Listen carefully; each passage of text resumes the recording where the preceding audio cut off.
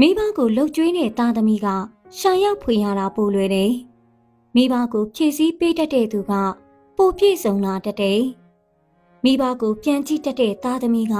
ပိုစင်ပြေလာလိမ့်မယ်။မိဘစကားနားထောင်တဲ့သူက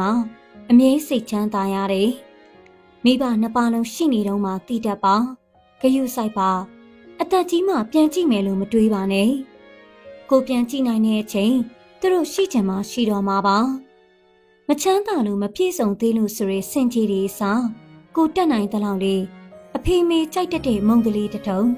အနှွေးတွေလေးတစ်ထည်ဖက်နှက်လေးတစ်ရံလောက်နဲ့တင်ကြော့တော်မျိုးကသူတို့ကိုစိတ်ချမ်းသာစေတယ်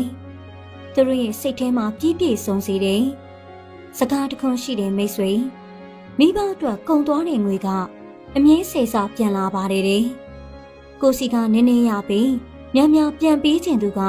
မိဘတွေအပြင်အခြားမရှိပါဘူးလက်ရှိအောင်မြင်နေတဲ့သူတွေကိုကြည့်ရင်မိဘကိုတည်တတ်သူတွေချမ်းသာနေတဲ့သူတွေကိုကြည့်လိုက်ရင်မိဘကိုဘယ်တော့မှမညှို့ညင်တတ်သူတွေမယုံမရှိနဲ့သူတို့ကြောင့်မိဘအဆင်ပြေတာမဟုတ်ပဲမိဘကြောင့်သူတို့အဆင်ပြေနေတာပါမိတ်ဆွေ